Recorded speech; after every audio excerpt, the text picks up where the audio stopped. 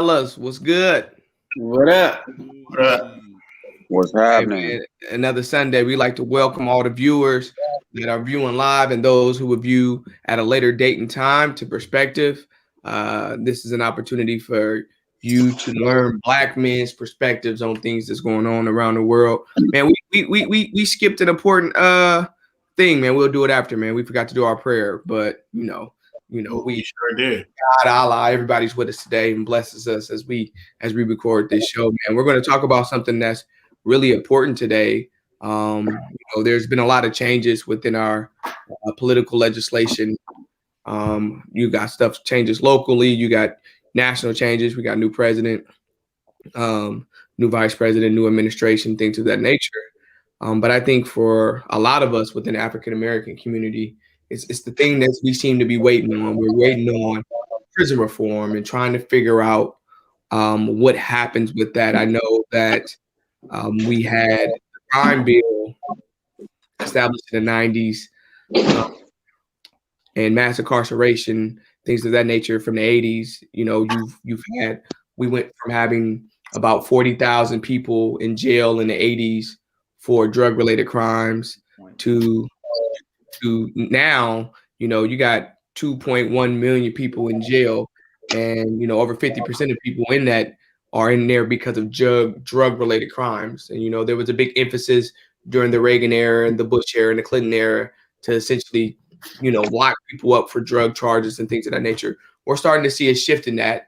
We all kind of have our beliefs on why there's a shift in that. But how do you guys feel about where we are and kind of what's going on in regards to prison reform? Do you guys think we're making progress? Do you guys think like the process is moving too slow?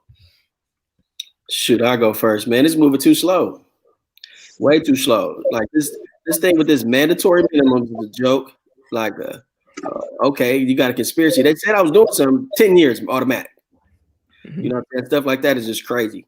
And then the whole thing with the probation, right? Who gets to choose how long somebody on probation? The judge, right? There's an article on legal.com that says the normal max for probation is 3 years, but the judge has the discretion to give you however many he wants or she wants. People out here with 10, 15 years of probation, they send people to jail for riding dirt bikes, man. You got to be out here with a clean slate doing nothing if you ever get put on probation, because they'll send you back for the simplest thing. I know there's things you got to do. I know there's people you got to see, talk to your PO, piss test, all that kind of stuff. But the simplest thing can send you back, and it's at the discretion of either the PO or the judge. And they're giving you the longest time. Like, who can keep themselves out of trouble if all they know is trouble for 15 years? It's ridiculous. Yeah, I'll jump in and say it's moving way too slow from the statistic you guys just gave. I mean, you're talking about a 500% increase from the 80s to now in regards to people being incarcerated. And then Jeff is talking about, what is that? Like discriminatory, I guess, ways of looking at probation. So the thing that I also say is not only is it moving slow, and I'm always going to say this, it's targeting one population because of how things were created. And that's just one in itself. You got the Latino and African-American males being hit with the most because of these discriminatory acts. So I say it's moving way too slow. I think there's a lot of things we should look at. And it starts from the foundation, from policing all the way up to how sentencing takes place. So those are things that we really, really need to look into in order to make this change take place. I mean, I would say, yeah, if we're looking at the people that are incarcerated, yes, it's moving slow. But I'm not too quick to say it's moving super slow at this point in time, because I'm looking at it from the effects of where I'm at in the trenches, right in the streets. Like when people are now being prosecuted or charged with certain crimes, how all of that is playing out, or how officers are policing and how agencies are policing as a result of a lot of reform that's coming. So it does look slow for those that are affected. When we hear these stories, they're tragic, they're real, they really did happen. However, there are starting to be we are coming to like an end result of that, or at least an alternative result of that, on how people are being affected moving forward. So I'm kind of in between on exactly where it is. But if we were just talking about from people's prior experiences, I do think the stories that you hear would let anybody know that it's messed up, it's bullshit, and there was a change that needed to be made. I think we're at a point now where a change is being made, and not everybody is necessarily seeing that just yet. Okay. And you know, I forgot, man, a very important thing to introduce our guest for today, brother Ron. You know, Ron has a history in some of the topics that we're going to discuss today. He's also one of the brothers. You know, obviously, you guys know that a lot of the people that we bring onto the show is part of our circle, our inner circle. These are brothers that we have in these conversations with every day. And I also think it's always a good look to show, man, that it's black men out here who are doing well, taking care of their families, thinking that nature, man, that are still themselves. So I had to make sure I gave Ron a shout out before he started to talk. Go ahead, brother. Man, I definitely appreciate you guys having me on today, man. Definitely, obviously, I've watched the show a lot. Of course, you guys are my brothers. So just to tap in, everybody got great points. The prison reform and how it's going, it is definitely slow. We have a lot to overcome and we have to a lot to endure, you know what I mean? So we have to, it's a work in progress, kind of like everybody talked about it. We have to come together collectively and sit down and think about these things because like Jeff just stated, man, it's you got to have a clean record. When it was in the past when we were young, they used to say, don't mess up. You can mess up until under the age of 18. Now you can't mess up at all. You know what I mean? That's how pretty much how it is. Youth is getting messed up at the end of the day. So one record on your one mark on your record, it kind of it hurt you in the long run. So that's just pretty much a talk about it. I don't want to get too deep into it yet. I know we got more minutes to talk about it, but I'll definitely provide some information later on in the show. You know, when I lived in Oklahoma, guys, I used to do a lot of work within their kind of state bureau court system, as well as CPS and things of that nature. So I dealt with a lot of youth who were on probation, and what happens, the kid gets on probation for whatever crime or whatever.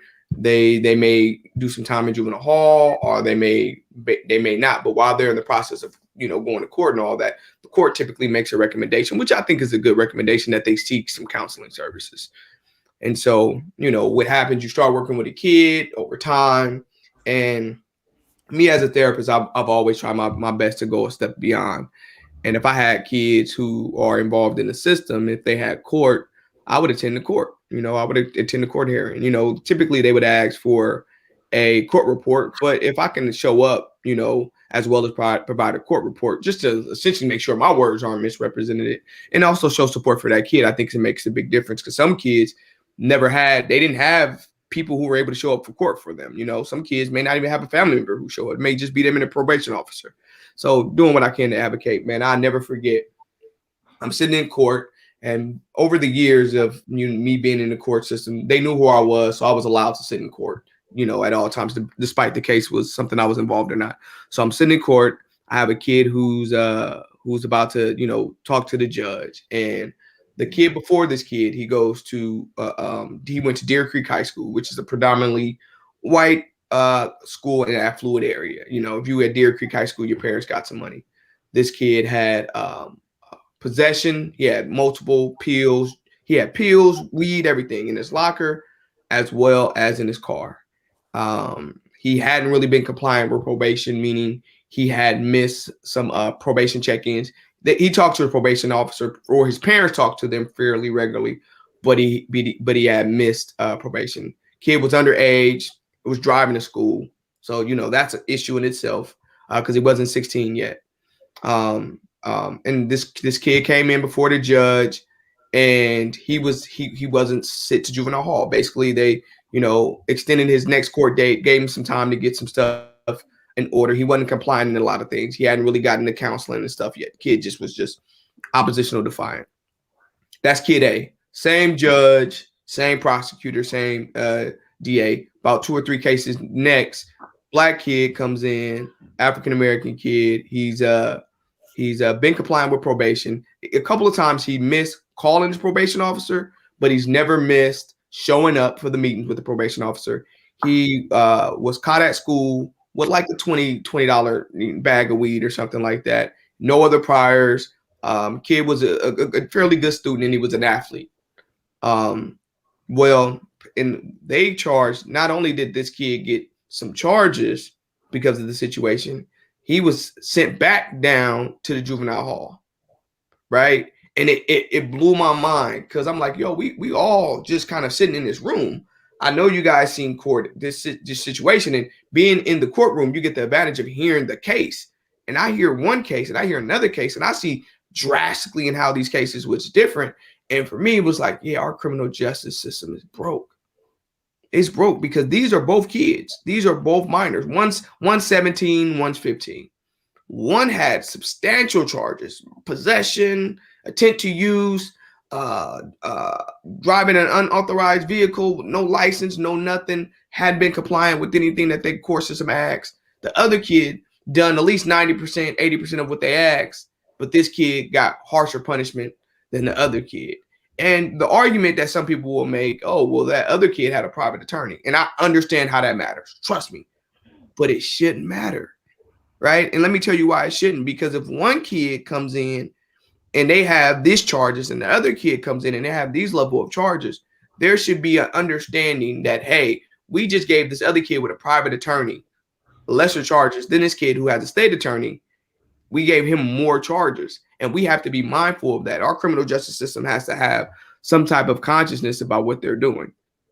But stuff like that, I'm sorry, Parrish, real quick. Stuff like that, there's no checks and balances. Everything's at somebody else's discretion. You know, nobody who's gonna push back. His parents can't push back because they don't have no money. You know what I'm saying? The prosecutor ain't gonna push back because they like, shoot, we won that one. You know, it's all about games and numbers. There's nobody that's gonna push back on it. My bad, Pete. No, okay. And I was gonna only make 2 points. That one thing that I think about is resources. Myself and Jeff worked in a facility at one point where we were working with kids that were released from the juvenile system, and at a certain, I mean, the mental support they got as well as life support they got was so minimal. And then after the time when they left, Jeff, what would they leave with? Nothing. 18 years old, released back to the streets. So the return on what they experienced was definitely going to happen. So that's one thing I wanted to speak on. And then the second is something that you were speaking to. I recall reading a case, and I should have wrote it all down, where a gentleman got the longer sentence because of what his potential to earn upon leaving was in consideration. They're like, well, he's African American. What are you really going to do when you leave? And that was a factor. Like, how are you judging somebody's release on what they potentially will do? Whereas it was a Caucasian dude, and they were like, well, he has a more affluent family. He has more going on. So he's going to be released into a different environment. So he's going to be more productive. So we're going to give the longer sentence or the more penalized outcome for the guy who has less of ability to earn or to do something for society. That, just like you said, our legal teams really need to look at, our legal advisor, policymakers really need to look at what they actually put out there too. Like, that's a big percentage difference in what you're giving one person to another just because of what you perceive them to be able to do later on in life. Come on, man. Come on. It's ridiculous. It's damn ridiculous. I think what we're talking about though is, in layman's terms, is the spirit of the law and letter of the law. And basically what everybody is saying is that the law is subjective. That's what everybody here described. It is going to be subjective. However, when it comes to the spirit of the law and the letter of the law, it appears that it's not as objective towards those it doesn't understand, right? Those being people of color, or those not being the people that are, those being the people that are a minority. So the decisions that get made around it, since it is subjective, it doesn't necessarily also favor those that it's subjective to, right? Like, you can be a minority, and if there's no real understanding of your background, you come in with the public defender and things like that. What we're all saying, I guess, is that your representation or your chance of getting a fair shake, or those like others that the spirit of the law affects, isn't the same, right? It's two spirit of the laws almost right now, right? Those in favor of those that they know, and those in favor, and those not in favor of those that they don't know. How do we fix that? I think you have to have more people in every area that are more understanding of that, right? You need people that have a more well-rounded understanding, that are judges and affect laws, changes like that, because it's not just, if you take let's say just in general, you take a black person and a white person, you arrest them both. I don't affect, I don't pick the outcome of the situation, right? Even if I arrest them for the same thing. So there's more people in place in this whole system that have to figure out how they reform it, because it is spirit of the law taking place. It's just affecting two different people in two different ways. And exactly. And with that example, pretty much that Dewan gave, those are those instances where you have two situations. One probably, and I'm assuming one was probably fighting a case while in jail or on the streets, and the other, he was fighting the case. But guess what? He had his private attorney that was, doing things behind the scenes. Hey, you're going to get involved with this. We're going to sign you up for this class. He was preparing him for when he goes to the judge, like, hey, judge, I did this community service. I participated in this class, and he's doing all these things to make him more presentable when he goes to the court and presents himself in front of the judge, compared to the black kid. He didn't have that. He didn't have those resources like like Parrish said. He didn't have that mentor, somebody to tap him on the shoulder, say, hey, you need to do this, you need to do that, you need to do community service, you need to do extra hours at the school. All these things are very necessary when you present yourself in front of the judge, and that is one thing that we don't have as the black community, with somebody who doesn't have that representation. You're talking about a kid that probably doesn't have his situation where his parents is on welfare and that's all he knows. So they don't have that money. They don't have that resource system. They don't have that background to support them financially, to make them more marketable, so to speak, when they go before the judge. What have you done? So the only thing that he's done is that he's been fighting this case while in jail, and then obviously he goes to jail in a county attire compared to the other guy. He goes to jail clean cut. He goes to court clean cut, suit, and he has all these stacks of paper showing this is what I've done, and all these letters of recommendations and all everything. He's making himself more presentable when he goes before the judge, and that's plays a huge factor. Yeah, and then just to add to Ron's point is, like, you have two people, right? Let's say you got a private attorney and you have the public defender. Let's put more pressure on the public defenders to come in there and give their clients a fair shake, right? You're a public defender, you got a caseload of however many, I don't know, stacked to hundreds. I've heard some wild stories on how many cases are assigned to a public defender. You're not going to be able to give everybody a proper time. It's like having 12, 15, 20 kids. Everybody's not going to get your time, even when it's needed. So just like that, the public defenders also, they need some pressure put on them. I hear about reform in all of these different areas, and we got to account for that too, right? Like, I can't go into a class and be less prepared for it in its finals week, right? Like, I can't put all my energy into my math final and then no energy into my chem test, right? Like, and that's kind of what happens, is we end up with those type of situations. And you have people that are underrepresented, like Ron is saying, and they're not getting the representation or the type of coaching and backing that these private attorneys are providing to these people. Whoever comes in more well prepared for the situation that they're about to face obviously has the advantage when they're getting ready to take a test or be evaluated by somebody. It's important, right? And you speaking to accountability of our different branches of government, right? We got your legislative branch that makes the laws, right? That's your congressman, your House representatives, things of that nature. You got your executive branch, that's your president, vice president, federal branches, and things of that nature. And then you have your judicial, which is your court, your judges and things of that nature. We have to, and they evaluate laws, right? So you got one who makes the laws, which is your legislative, two who enforces the laws, which is carries them out, which is your executive, and then your judicial basically evaluate the laws. And I think there has to be an understanding for us about, like, why did this happen and who do we need to talk to so this thing doesn't happen anymore. I read an article that the New York Times posted, and they were speaking in regards to there were 3 black men that were arrested in the late 90s, like 1998 or something like that, and for basically like robbing a bodega and some other stuff. And they were given like 20 years. It was in Brooklyn. They were given like 20 years. Well, their sentence, they just recently got released last year. When it found out was that the prosecuting attorney knew that they didn't do the crime, knew who did the crime, but that evidence was never allowed to be brought into the court. Meaning, like, that prosecutor, held on to this information that would set those people free. That's where a lot of these issues happen and arise, is that if there's information, I always hear stuff where there's evidence that can show that somebody didn't commit a crime, but how the government got the information, or how the police or whoever got the information, they did it illegally, right? They illegally searched this person's house, and they found out that, oh, as a result of us searching this house, we found out you didn't commit the crime.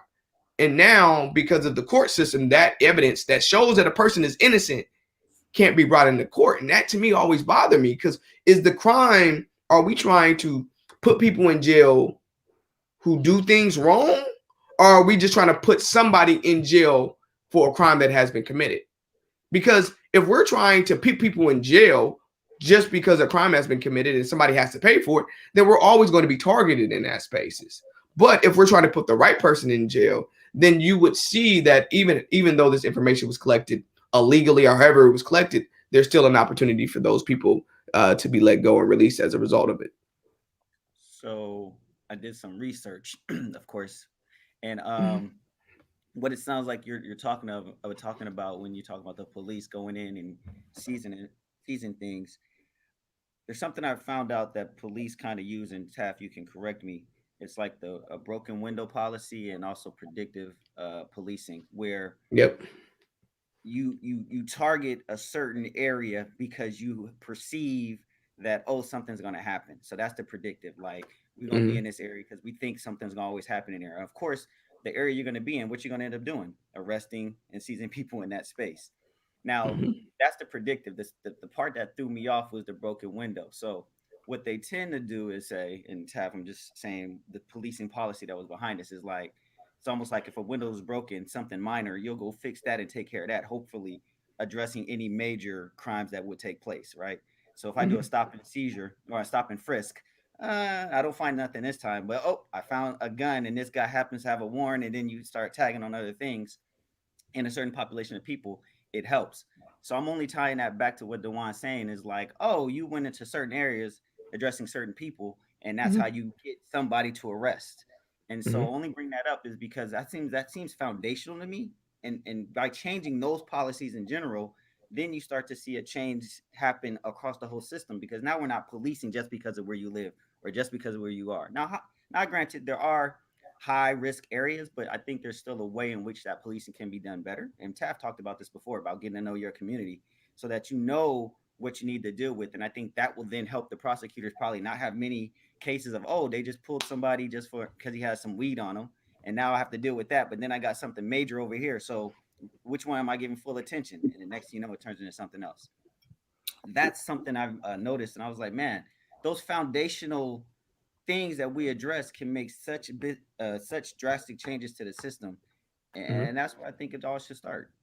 I think to what you're saying is like, I mean, I don't know exactly how comfortable I feel with that and addressing it in areas I police, because I look at it like it's based on statistics, right? If you have an area that has proven statistics where things are happening, then of course you're going to put and give your attention to that area. That doesn't just have to be like real major crime related. That could be traffic related. If you live on a street and you're like, hey, there's always people running stop signs at this area and stuff like that, you're going to probably have a traffic unit out there doing, traffic suppression in those areas to try to get people to stop at those stop signs, making an effort to make people be like, oh, the police are here now, or they're in this area and they've been ticketing people. So I think that when it's related to actual statistics that something is happening in a general area, then yeah, you should devote your attention to that. But I get in what you're saying. I mean, from your standpoint, right, that surveys and statistics can be flawed. So you just want to know if the proper application is being put everywhere like that. If I'm putting words in your mouth, but am I correct or not correct? Of course. Because we know policing needs to happen in certain areas, but taking out the statistics, it's like, what's the tactics behind it? Well, the glass window, the glass window thing is more about, or the broken window is more about over policing. That's kind of in regards to over policing. Statistically, it shows that we need to be over here in this area, but are we now, are we doing stop and frisk, right? Because this area is known to have drug movement. Are we now walking up on people who are walking down the street and asking them to empty their pockets? Or do we have what's those things where the police, they kind of set up an area where they kind of get people and pull them over? What's those called again? They usually do it for like DUIs. Checkpoints. Do we have checkpoints in areas where we're not necessarily checking people for DUIs? We're basically just running their background to see if they have warrants and things of that nature. Like, what are we doing? Because Tav talked about the spirit of the law and then the way in which it's held, it's executed. I think aspects of our federal government can say, hey, you can't do this anymore. But if on the state level, they're saying, hey, we're going to turn a blind eye to this. And then on the local level, they're saying, hey, look, we still need to do this policy for our numbers. Then there is no balancing, or there is no person or body to hold those groups accountable who are still doing discriminatory policing, discriminatory policies, discriminatory upon discriminatory. It's funny how the mass incarceration situation and numbers have started to go down when we started to see the people that were affected and started to go to jail for drugs, right? All of a sudden, it went from, being a crisis to our public health. When you started seeing a lot of suburbans with the opioid addiction. In the past, it was a menace to society. So I think there's aspects of subjectivity that's used when doing anything that we need to be able to address, and we need to be able to hold those things accountable. If you have a judge who is now sentencing 70% of African Americans 5 years in jail for the same crime that 30% of white people, they're getting a year in jail, then somebody has to be able to call that judge out and say, hey, what circumstances are that you're unfairly treating this group of population differently than this group of population? But nobody wants to do that because people believe that the spirit of the law, or people are doing the things that they need to do. And we all know that's just not the case. So, I wanted to just ask Ron in general, because from my standpoint, when I look at DAs in certain areas, because I don't want to name names and be held responsible for that, there are a lot of DAs in certain areas that are basically implementing reform on how they deal with drug offenses and things like that. And that's what I want to talk about, right? Like, we can't necessarily just make these blanket statements on how things were affected without talking about what it looks like in the trenches, because what we're talking about right now literally could be outdated at the moment just based on how police are policing, right? Mm-hmm. So you have DAs in certain areas, just like, when it comes to peddling drugs, don't bring that shit my way. I'm not charging it. It's not happening. So if you want to spend your time writing just to get some report writing practice or whatever the case may be, or write a ticket for some shit that's going to get dismissed, have at it. And that's happening in multiple counties, without naming names right now. So when we're talking about that, and we're talking about how drugs are affecting the community and how people are targeted and stuff like that, we have to put that into play, because that in itself right now is changing policing. But I wanted to ask Ron in general, is he seeing a change from his side of things based on who's going to jail for drug offenses and things of that nature? Before Ron jump in, let me add to that though, Tav. And I think you're right in regards to every police department, every county, every city can look drastically different. I'm saying in itself that can be a problem, meaning like, you're in California. So obviously we know California is one of the most liberal states in the union. And so as a result, there are some DAs who saying our job is to really get rid of real crime. We're not getting rid of people who may have a mental health disorder and is using drugs as a way to manage that disorder. Right now, that's not the case here in Texas, right? We have Dallas County. I can't think of the amount and weight of drugs, but anything under like maybe let's just say a couple of ounces of weed, they're going to give you a ticket. But if you go over to the other county, Tarrant County, which is a county adjacent to Dallas County, they still putting you in jail, right? So you could be in one city, example, like Grand Prairie. Grand Prairie, one side of Grand Prairie is Dallas County. The other side of Grand Prairie is Tarrant County. You could be in the same city and have two drastic different laws and how they're executed and things of that nature. And see, that's the problem. That's why I believe federal nationwide legalization of marijuana should, necessarily go through, because drug crimes drastically target African Americans. 50% of the people that are Yeah. in jail are in there for drugs. Yeah. So and wait, Ron, before you jump in, I was going to ask one more that I hope you can loop into what you're going to say. When it comes to, and I'm tying in what Dewan just said and Tab just said, when youth or individuals are in these predicaments, what can they really do? Say if I'm in a county within the state that on one side, if I'm on this side, something happens, but if I'm on this side, something different will happen. How can it get balanced to where I can get that same treatment no matter where I'm at? Is that even available? Or as an individual going through the process, is that something that I have to advocate for myself? Do I, what steps do those individuals make? Because I see it all the time and I'm like, man, he got 10 years for doing the same thing because he was there. But this person, we've been just talking about it. So what can an individual really do? Uh, I think that it's different. You know what I mean? So each county, we're talking about counties. Each county, each DA is going to have a different emphasis or different focus on what they're going to tolerate and what they're not going to tolerate. So, like the example that Dewan just gave, you got one county that's not really paying close attention to, and then you got other county they're pretty much being real sticklers. So it comes to the puppets are what are we going to prosecute and what are we not going to prosecute. And that pretty much plays a huge factor. Now, going from another perspective, what they're charging these as far as marijuana possession and so forth like that or whatever, a lot of the times they're just sweeping. I don't want to say they're sweeping it under the rug, but they're not putting that much focus on it because let's just be honest. You know what I mean? We were being hard on marijuana possession, but now marijuana is legalized, right? So you got many African Americans that are in prison for what?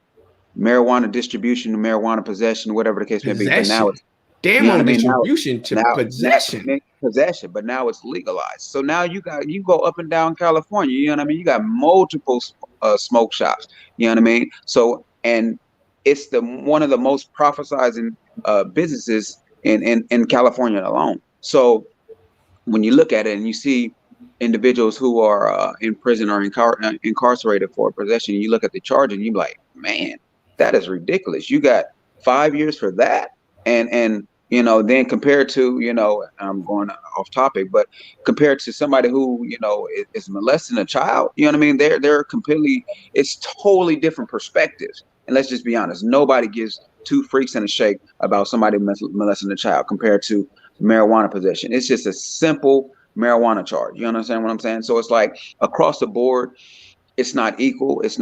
We're not being firm, fair, and consistent. You know what I mean? And if you look at the multiple charges and how they're going about it, it's just unbelievable. But as far as how they're looking at statistically, it's inevitable. I would say about 40% of individuals, African Americans who are in prison, it's just a simple drug charge, drug possession. And guess what? That public defender that Taft is talking about that has stacks of paper, let's just be honest. He don't even know his name until he pulls up into the parking lot and he looked at the case. Oh, this is Williams. Okay. And then he's bringing up the wrong cases. So they're telling them to plead out and so forth like that or whatever. But I think that going in that direction, man, it's all about what the county is willing to tolerate and what they're accepting. You know what I mean? And some of them are going to enforce it. Some of them aren't going to enforce it. And that's just the way it is. And it's I don't think, Parrish, to answer your question, it's not going to be like McDonald's. You know what I mean? You're going to have your fries the same way at McDonald's on, this street compared to the McDonald's on the other street. They don't have the same ingredients. And that's just how it is when it comes to that aspect. But to Parrish's point, but is there resources that can help? Like if I'm a person that's just like, and like you said, the private investigator is always on the background doing something extra. Is there individuals that can probably assist in that aspect? Because I think that's, again, the foundational pieces is where we're missing. We don't have enough resources for everybody to get that fair treatment. So if you're not informed, is there a way for individuals to get informed? I think you're asking for people to, how do they basically conduct themselves from county to county? And I mean, that's going to be an issue. I mean, it's not going to be the same. I don't conduct myself the same way. I mean, you don't conduct yourself the same way in every situation. And that's how it is. I mean, a county by county basis is going to change on how you're going to conduct yourself. So the real answer to your question in layman's terms is don't go screwing around in other people's counties or other places you're not familiar with. It's not your home. It's not your turf. You don't know how those things work. Keep your ass in a position of advantage, which is not pissing people off in places you ain't familiar with. What kind of sense did that make? Well, it makes sense just like it would make in any other place. If you it makes no sense, right? But if you're a gang member or if you involved in different type of activities, you don't go to everybody's neighborhood conducting yourself the same way because the rules don't apply the same way. This is the same situation in layman's terms. Just because we're talking about the law and you guys want to uphold it to a certain level or standard, we're going to cut the shit right now. It's not like that. Different things can happen to you in different places. Just like if I go in an all blue neighborhood wearing all red, I might run into a problem and be charged. No, that's not the same, bro. It is the same because what you're asking for is equal treatment in every county that you go to. I'm just keeping it real. You can get on your soapbox. We can power to the people with, but I'm just keeping it real, just like I would for myself. It's not going to apply the same way in every county you go to. So then that's the problem, Tav. No, it's not. No, it's not.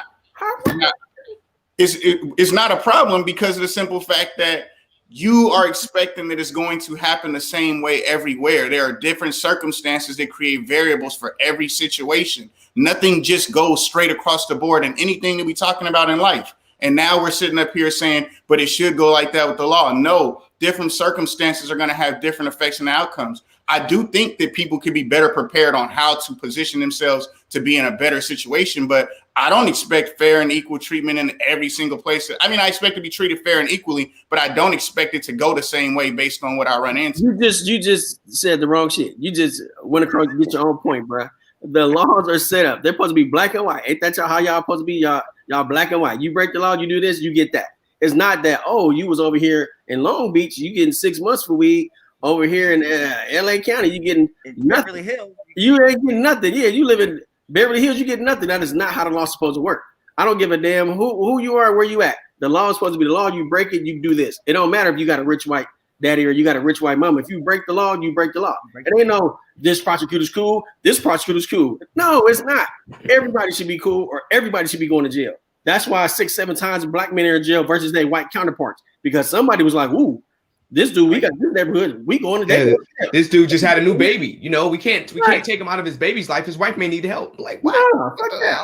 I'm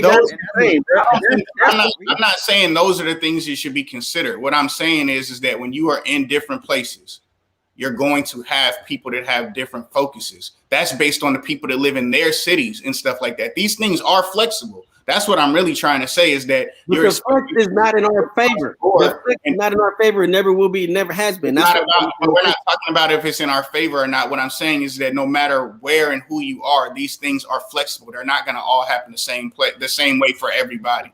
I understand what you're saying, Tav, in the sense of like we kind of can't have this idealistic expectation that things are going to be uniform across the border, right? Across the board. I totally understand that.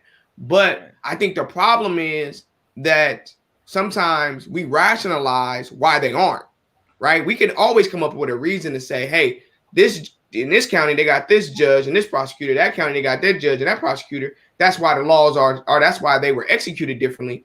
And the regard is, but hold on, the law is the law. So either you did it or you didn't do it. Either there is this minimum sentencing requirement or it's not.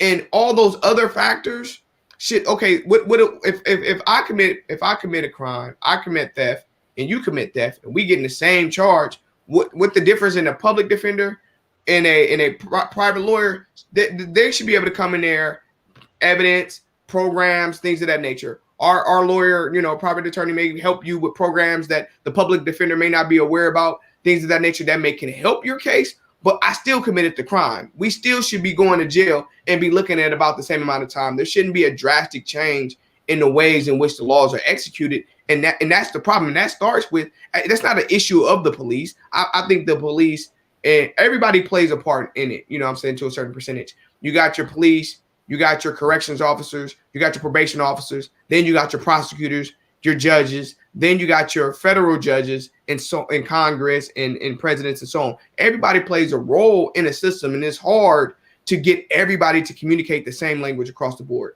but there has to be some type of integrity associated with the rule of the law, and people have to be held to that when we're not punished as Black people in a way where we're being put in jail because of possession. Intent to sell, you do what you want to do with that. We're being put in the jail for possession, where there's other people who are going out here raping, killing, and things of that nature. And for whatever reason, there is a loophole where they don't get to go do time, and they get to get their record cleaned after a couple of years.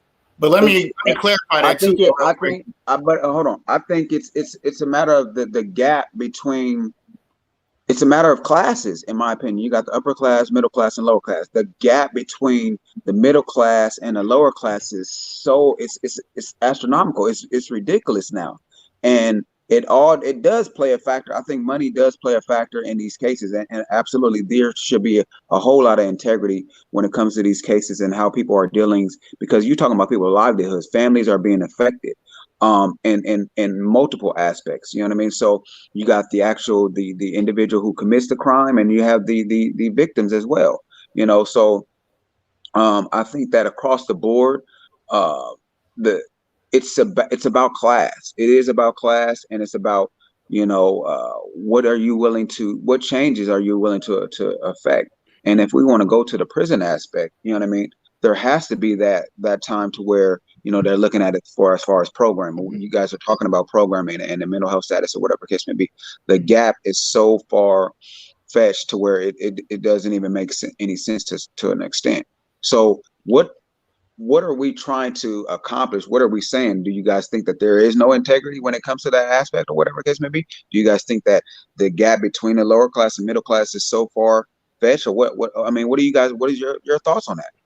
So I think what I'm saying is two things. One, I'm using what you guys are talking about too. And if there is classism, as we know it is, and there is a race aspect to that too, then of course we know it's targeting only one group.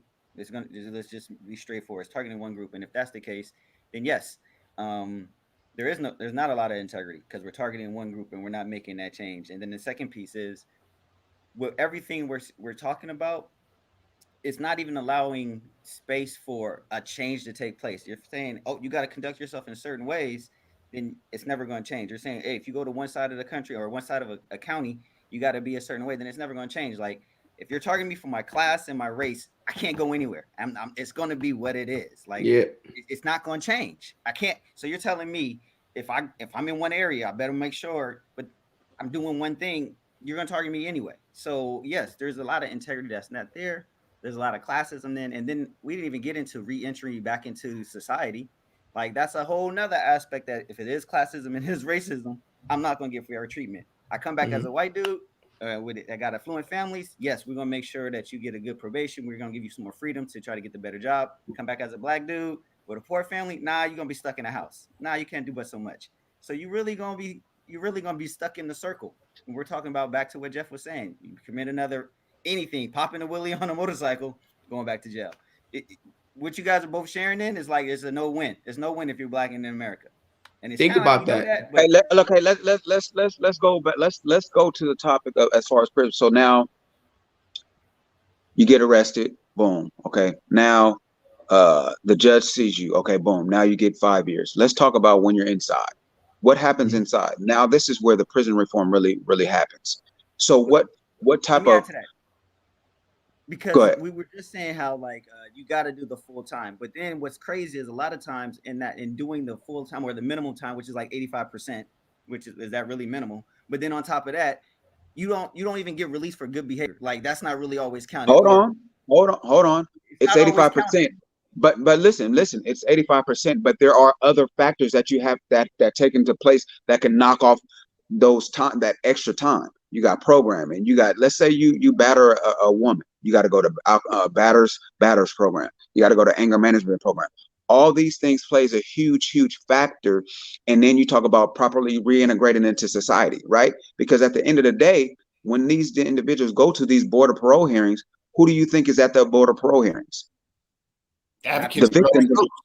The victims, the people who they, all those factors, you know what I mean? So programming plays a huge factor, whether inside a prison or whether outside of prison. We are talking about trying to if you look at the standpoint or whatever, 22%, 22% as far as mental health programs helps reduce the recidivism rates for African Americans, and that's across the board. You know what I mean? 22% of that. Then you got to let's talk about substance abuse. So you're talking about substance abuse. You're talking about individuals who are locked up for, marijuana possession or whatever case may be, or they're addicted to some type of drug or opioids. You got to have those programs to allow these individuals to properly reintegrate into society and make an impact, not only on themselves, but their families as well. Ron, you hit it on the head when you talked about like mental health programs and drug court. And obviously when you're dealing with people, you're always dealing with human error. You're dealing with a level of subjectivity in these situations, and I'm pretty sure, Jeff's seen it. Jeff spent a lot of time in court, right? Where, okay, upstairs you have the criminal division, downstairs you have drug court, right? Upstairs, 80% is African American, right? Downstairs, people are getting into drug court, because drug court, you have to qualify. They have to allow you into drug court. You just don't go to drug court because it's a drug related crime. Drug court is a process of them saying, hey, we're looking at your case.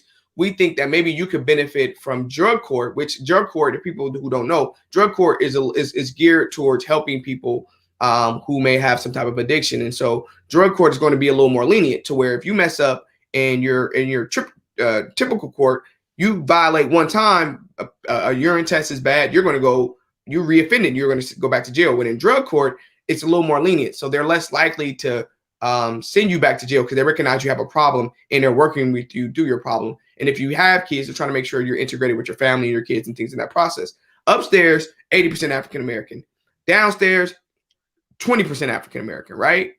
But we're the ones being put in jail for drugs. So if you're saying, okay, we've seen a lot of Black people using drugs during the crack era, addiction. We see a lot of people using marijuana and selling it, addiction. But when it comes to the process of helping these people, making sure they get the treatment for their addiction, that's not what we're seeing in drug court. Although it's a great program, but it's like most situations, who's holding drug court judges accountable for who's in their court and who's getting into their programs? But what about everybody that could be held accountable? Once again, we're talking about people re-entering into society. When it comes to them trying to find housing, there's issues all around people trying to find housing that have been convicted of felony crimes and things like that. Like we can't just it's not just the judges, it's everything involved, right? Like if I get out of jail and I want to move to a certain area and you got all of these different restrictions coming around exactly on how I can live and different things like that. Maybe I've already thought about what's the best plan for success for me, right? Maybe I don't come from this family that's so affluent that lets me be able to have these opportunities and different things like that. I have to create those ways. But if there's all these parameters on how and where I get to live, that's going to be a problem in me trying to better myself. If there's going to be all these parameters on who I got to report to, that I'm a felon, even though what I'm a felon for has nothing to do with the job I'm trying to get, or technically I've been rehabilitated for 80% of my time or 85% of my time. Why do I have to report shit like that? All of that is a hindrance in the reform program as well, too, right? I mean, there's so many different pieces and moving parts into how that's affected that is so much bigger than just all these just one area. Like it's everybody who's equally holding the bag for this. So That's what you just said. So that's the crazy part about reform. And it's only been between 20s, and I was reading up on this, 2017, 2016, 17, maybe in the 18, a couple of states has finally started to say, yo, if you coming out of jail, you can now apply for government assistance. Because that was a big issue. Coming out of jail, I have no job, I have nothing else going on. What do you expect me to really do? But if I do anything, I'm going to violate my parole or I'm going to end up back in jail. But I can't live with my sister because I'm a felon. My sister on housing, I can't live with her. So they finally are saying, yes, under reform, you can now start to get government assistance. And only some states are doing that. And I think that'll make a change. And that's the kind of reform we're looking for. But damn it, if it's not now finally allowing the people that get violated the most to have those luxury to get assistance, because it was not created very well. And when I say everybody needs to be held accountable, it should have started a long time ago. But here it is. Go ahead. I think he froze up. But the programming and the assistance comes from and then you guys talked about, so I like you guys had one segment where Dewan talked about the C's, right? He talked, one of his C's was communication, and I like that too. So my C's, my triple C's is consistency, communication, and commitment. So you can be consistent, but you can be consistent at doing all the wrong shit. You feel me what I'm saying? J. Cole said in one of his lines, the good news is you came a long way, the bad news is you went the wrong way. So if you're consistent at doing messed up shit, you're gonna continue to do that. So with these things, you gotta, with this program, and like you said, Paris, you talked about, you know, government assistance, so forth like that. There's tons of programs that allow individuals to be properly successful. And with those programs, guess who has to help them?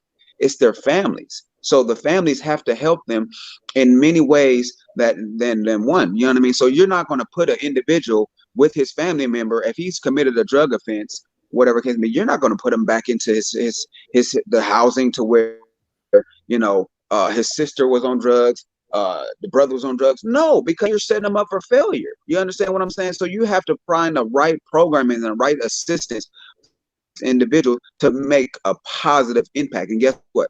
That positive impact starts while they were in prison. It doesn't start when they come out. That plan starts while they're in prison. You understand what I'm saying? And then guess what? Now they come out of prison, and then those other programs and assistance that they have can allow them to make a positive impact into society. There's multiple programs to allow these individuals, blacks to be specific, to help them out. Because guess what? My dad was in prison. You know what I mean? And I look at it, everybody deserves a second chance. You know what I mean? 2 times, 3 times. You know what I mean? So it's up to us.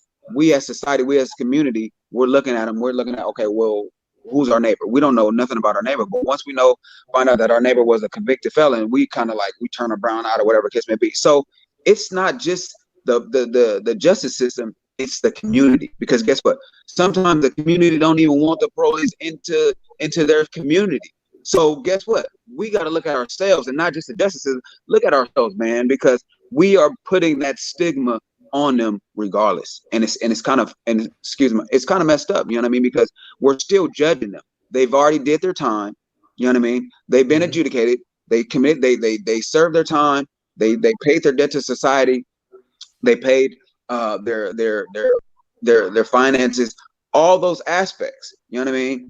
But we're still judging them. So guess what? Yeah. They're still a criminal when they come out, because we are judging them based off of that. Man, that's a perfect point, you know, of the community, because we didn't talk about the community aspect of it and how it's important it is for the community to vote, right? We gonna always talk about vote forever. Look, family members, make a voting party. We be having these damn watch parties for movies. Make a voting party. Get some vans, a party bus. Everybody take their butt to the polls and vote, right? Because you got to vote. You got to get judges, prosecutors, things of that nature in there who at least got some common sense. Obviously, if somebody do the crime, they need to do the time. Hey, I'm gonna tell y'all something. I'm gonna tell y'all something I hate, right? I hate, because I don't want to make it seem like I don't feel like people who do drugs, or not drugs, who have done illegal things, they need to be held accountable to a certain degree. I hate when you have those shirts that say free such and such, but such and such did it. You know what I'm saying? Like, what the hell, right? That should have been for the culture. Don't be hashtag free such and such if such and such did the crime. That boy killer, huh? Right. He didn't kill somebody. You know what I'm saying? What about the family that didn't lost their kid forever? But that's a whole nother round we can get into. But to move this conversation forward, you know, what would you like to see happening moving forward when it goes down to criminal justice reform, things of that nature? What do you guys want to see? Give us one thing that you guys want to see change moving forward. Definitely, I go first since y'all took up the whole damn show. No, I'm kidding. I think the length of probation is way too long. If this person did what Ron said, 85% of their time they did their program and they did all this, how the hell they on probation for 10 more years? You know, stuff like that. There's no way you can move around in this world, especially in the inner cities where we come from. There's no way you're not going to be around a felon. There's no way you're not going to be around somebody with a gun.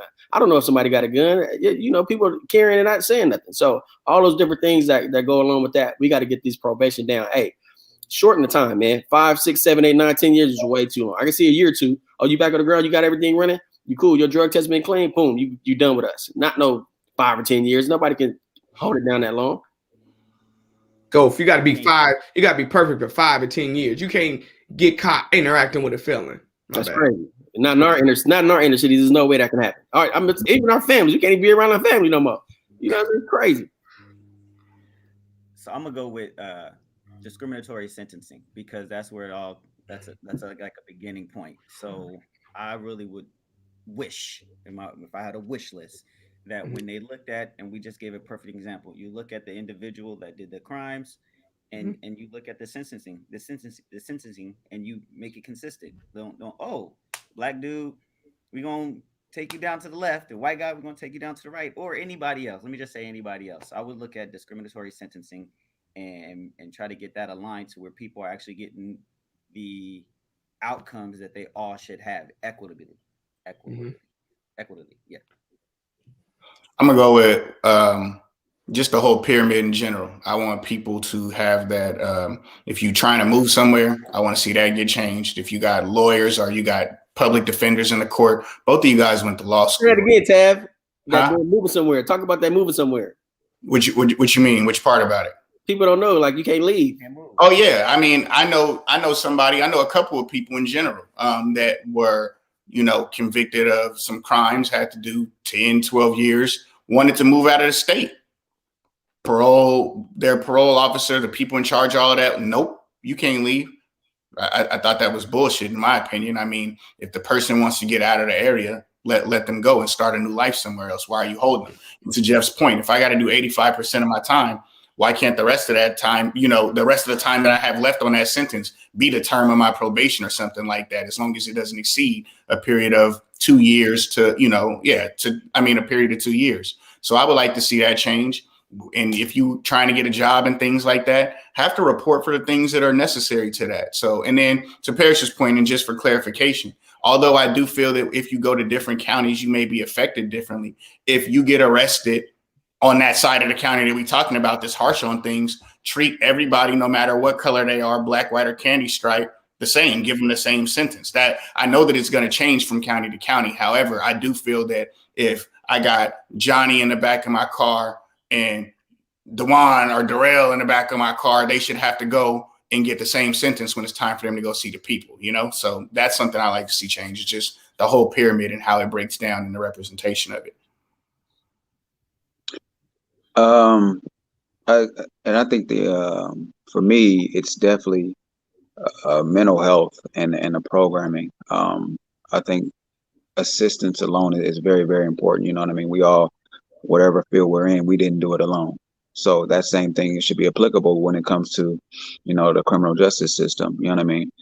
These individuals need help. And I think that, a lot of the cases, when individuals get locked up, that plays a mental health aspect of it. I can give an example to where I encountered with the individual.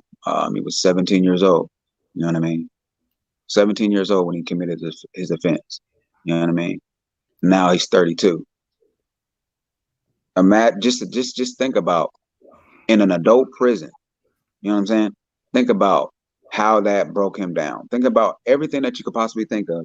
You know what I mean? What he endured. And now you got this 32-year-old, you're putting them back into society. You know what I mean? And then we should say, hey, go on about your day. I think that, there should be tons of counseling, mental health aspect.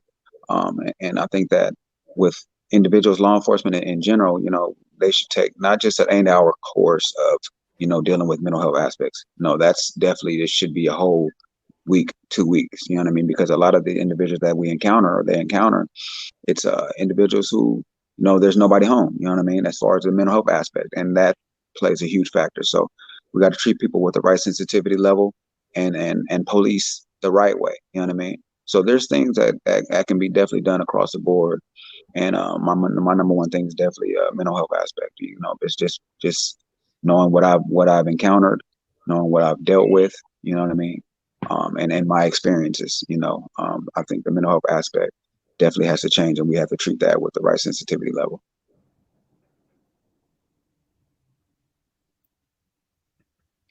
Oh, It's on me. It's on you. Last question.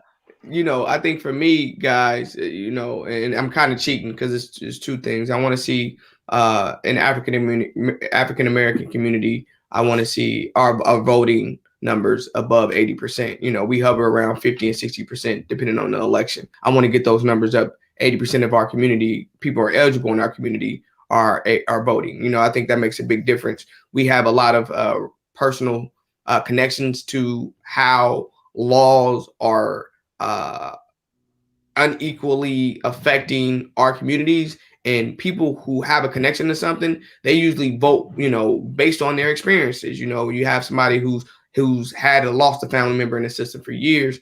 They're going to be aware of the importance of their voting and why it matters. So I want to see those numbers.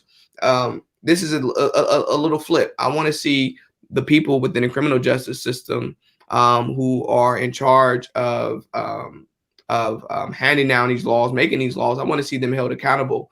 The prosecutor in the situation in New York, nothing happened to that person. He withheld the information. Nothing happened to him. He should have went to jail. He cost them guys 20 years of their lives.